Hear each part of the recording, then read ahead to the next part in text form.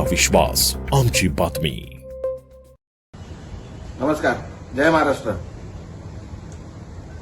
जो प्रकार माझ्यात आणि पत्रकारांमध्ये हा झालेला आहे त्याच्यासाठी मी मनापासून दिलगिरी व्यक्त करतो आणि हा प्रकार का घडला हे जरा आपल्याला सांगू इच्छितो. ज्या दिवसापासून मी शिवसेनेत प्रवेश केलाय त्या दिवसापासून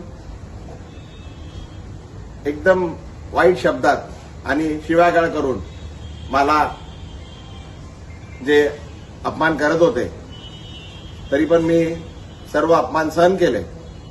तरी सुद्धा आज सकाळी परत एक पत्रकार मित्र आले होते.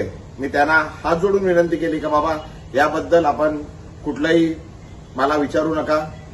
जे मला काय बोलायचं होतं ते मी सर्व बोलून झालेलं आहे. आता कृपा करून काय बोलू नका. मी हात जोडून त्यांना विनंती केली. वारंवार मी सांगत आलेलो आहे का बाबा हे सर्व प्रकार हा माझा आहे. मला आपण जे शिव्या देतात आहे ठीक आहे, पण माझ्या परिवाराला, माझ्या मुलीला, माझ्या पत्नीला, माझ्या वडिलांना, माझ्या परिवाराला आपण जे वाईट बोलताय, शिव्या देतात आहे त्यापासून त्यांना जरा लांब ठेवा असं मी त्यांना वारंवार विनंती करत आलोय. तरी सुद्धा आज सकाळी पण पुन्हा एकदा माझ्या पत्नीबद्दल, माझ्या वडिलांबद्दल वाईट शब्द, वाईट गोष्टी सांगण्यात आल्या, खोट्या गोष्टी सांगण्यात आल्या आणि तरी ते पत्रकार त्याच गोष्टी परत विचारण्याकरता आल्या.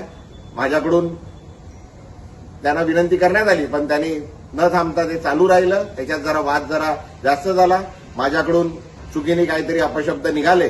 मी त्याकरता पुन्हा एकदा त्या पत्रकारांची आणि पूर्ण पत्रकार समूहाची मनापासून दिलगिरी व्यक्त करतो आणि हे का होतंय हे मी आपल्याला सांगितलंय. कृपा करून आपण मी जे केलंय, मी जे प्रवेश केलाय त्याच्यासाठी ठीक आहे.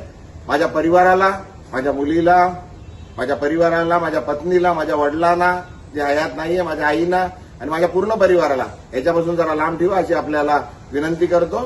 धन्यवाद. जय हिंद. जय महाराष्ट्र. आपलं शासन, तुमचा विश्वास आमची बातमी.